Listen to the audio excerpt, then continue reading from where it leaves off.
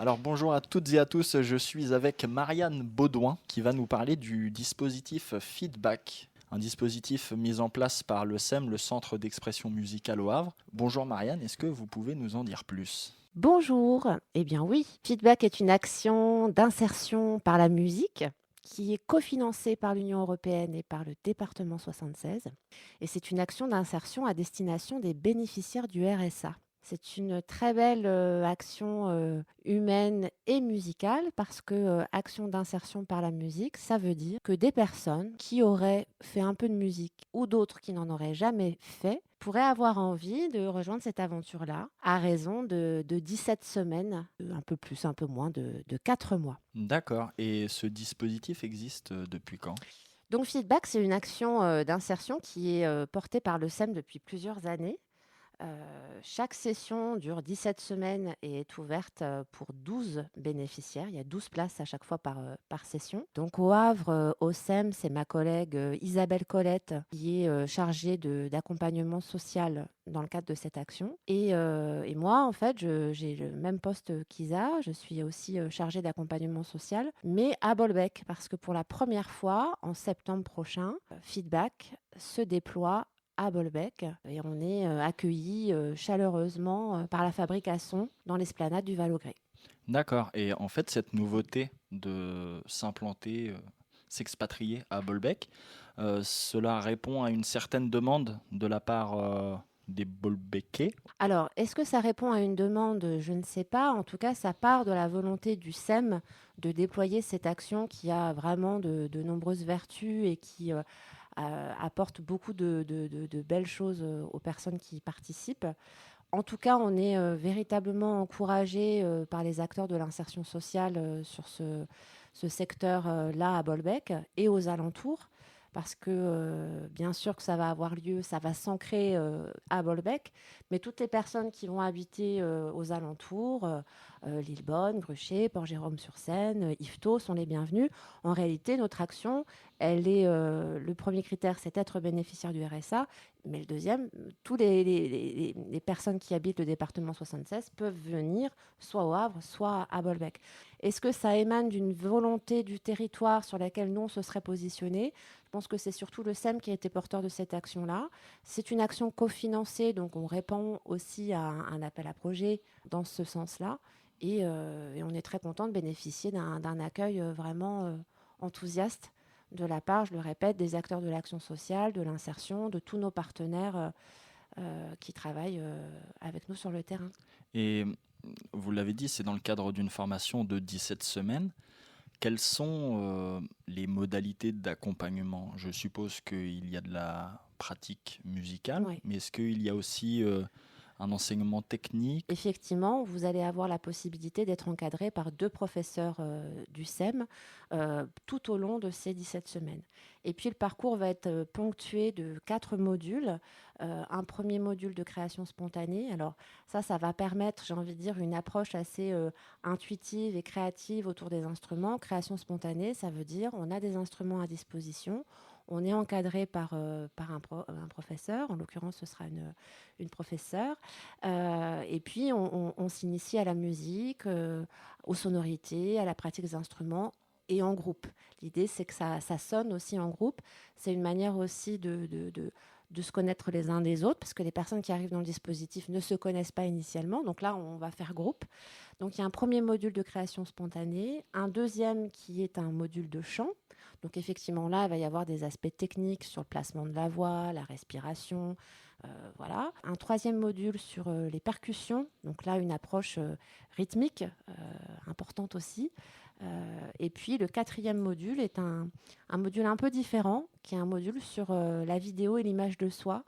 Donc nous avons un intervenant qui vient réaliser des interviews, des petits films, etc., pour permettre aussi quelque chose de l'ordre de la mise en scène de soi par un autre regard, le regard de la caméra. Et tout ça, si vous voulez, bien ponctuer tout un processus, puisqu'à la fin de feedback, il y a une restitution publique, un concert ouvert à toutes et à tous, où les bénéficiaires de l'action se produisent sur scène et voilà, et se produisent et montrent et donnent à voir tout ce qu'ils ont travaillé pendant les 17 semaines. Donc ça peut être des reprises, c'est aussi des compositions. Donc des aspects techniques, il y en a forcément, mais on est vraiment dans une approche intuitive, créative de la musique, puisque, comme je le disais tout à l'heure, on n'est pas obligé d'être musicien, musicienne pour faire feedback. On a pu toujours avoir eu envie de faire de la musique et ne pas avoir pu le faire ou n'avoir pas osé le faire. Donc c'est le moyen de. Et dans les modalités de candidature, vous l'avez dit, il faut être bénéficiaire d'un minima sociaux, donc soit du RSA, mais aussi soit de l'ASS, soit de l'AAH. Est-ce qu'il y en a d'autres au-delà de ça? Eh bien, non. C'est-à-dire que de façon très concrète, nous avons pour chaque session 90% de places disponibles pour des bénéficiaires du RSA seuls, hein, vraiment uniquement cette configuration-là, et 10% de places, comme vous le disiez, pour des minima sociaux type AAH, ASS, etc. Et c'est tout, hein. Le cadre est celui-là. Ce qui fait concrètement, quand on a 12 places disponibles par session, en réalité, nous avons une seule place de disponible pour quelqu'un qui serait bénéficiaire d'une autre allocation que le RSA. Donc ça, c'est quelque chose à prendre en compte.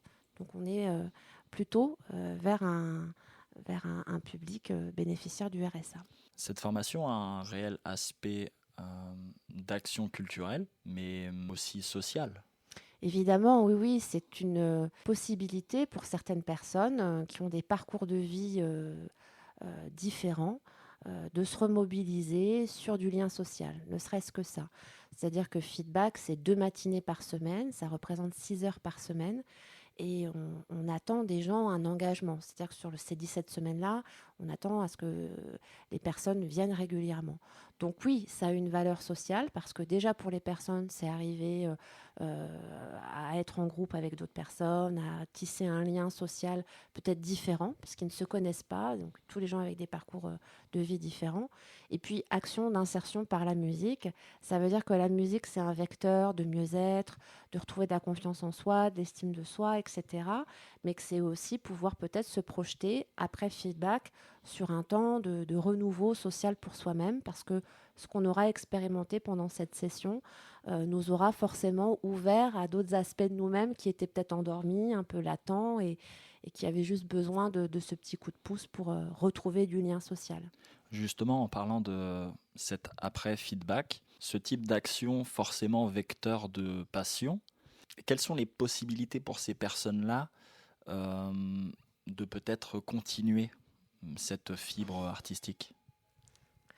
Alors, à l'issue de la première session feedback telle que je vous la décris, il y a la possibilité pour certaines personnes qui le souhaitent, de façon facultative, de participer à un atelier permanent à raison de 2 heures par semaine, généralement l'après-midi, avec les professeurs qui ont encadré feedback pendant la première session. Les 2 professeurs qui ont été là pendant toute la durée de la session. Donc, il y a déjà cette possibilité. C'était un constat qui a été fait de se dire, on ne peut pas arrêter brutalement cette expérience en plus juste après la restitution publique. Donc, il y a la possibilité de poursuivre 17 semaines de plus à raison de 2 heures par semaine.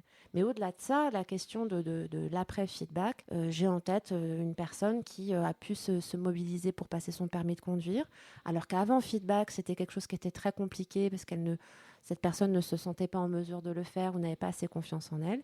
Et puis finalement, feedback a été déclencheur de ça, et donc de cette autonomie, d'avoir accès à son permis de conduire qu'elle a eu. D'autres personnes vont pouvoir aussi nourrir un projet professionnel aussi. On a des gens qui ont peut-être déjà des idées de ce qu'ils voudraient pouvoir mettre en place pour leur vie professionnelle, et que l'expérience feedback, quand bien même elle a été musicale, elle a été humaine, et donc elle permet aussi de continuer de nourrir son projet. Que ce soit Isabelle ou moi, on est chargé de suivi social. Ça veut dire que tous les mois, on propose un entretien aux personnes qui sont inscrites dans le feedback. Et c'est un temps très important qui permet de venir aussi nourrir leurs besoins, que ce soit orientation professionnelle, difficultés aussi, peut-être de logement, difficultés financières. Et ça, en étroite collaboration avec les référents RSA qui accompagnent ces mêmes personnes.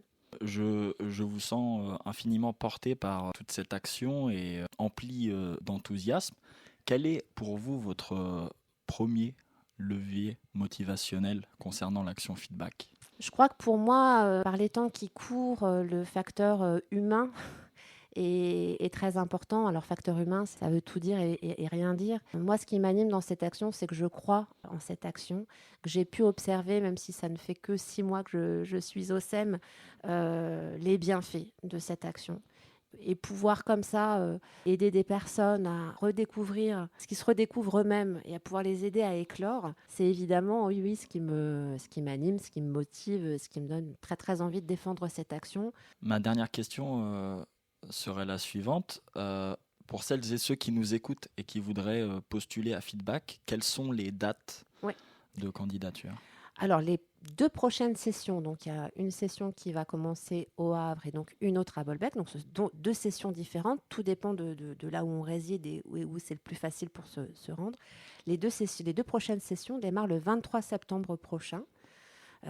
Donc, elles démarrent le 23 septembre. Ça veut dire quoi ? Ça veut dire que les inscriptions sont d'ores et déjà ouvertes et que pour s'y inscrire ou pour avoir de plus en plus d'informations, l'idée, c'est de contacter le SEM et de demander soit à échanger avec Isabelle Colette, donc, qui est en charge de l'action Feedback au Havre, ou de me demander, Marianne Baudouin, pour l'action à Bolbec. Puis après, on se met en lien, on reprécise un certain nombre de choses. Puis on se met aussi en lien avec les référents RSA. Alors ça, ce sont des contraintes aussi qui sont indispensables pour le fonctionnement, c'est-à-dire qu'on va avoir un certain nombre de démarches administratives à réaliser, plutôt en lien avec le référent RSA. Parfois, certaines personnes n'ont pas de référent RSA et notre rôle à Isabelle et à moi, c'est de les aider à les identifier. Ça, ce sont des aspects qui sont importants puisque ça permet de mettre en place un système administratif de fiches commandes, etc., puisque l'action est cofinancée. Donc, ce sont des aspects qui sont assez importants. Mais en première intention, c'est de se rapprocher du SEM, de dire « moi, j'ai envie de participer à Feedback ». Ça me fait envie, j'ai envie de plus d'infos. Et puis on saura vous orienter soit vers Isa, soit vers moi. Et les inscriptions sont d'ores et déjà ouvertes. Eh bien, c'est noté. Merci beaucoup, Marianne, pour cet entretien. Merci à vous.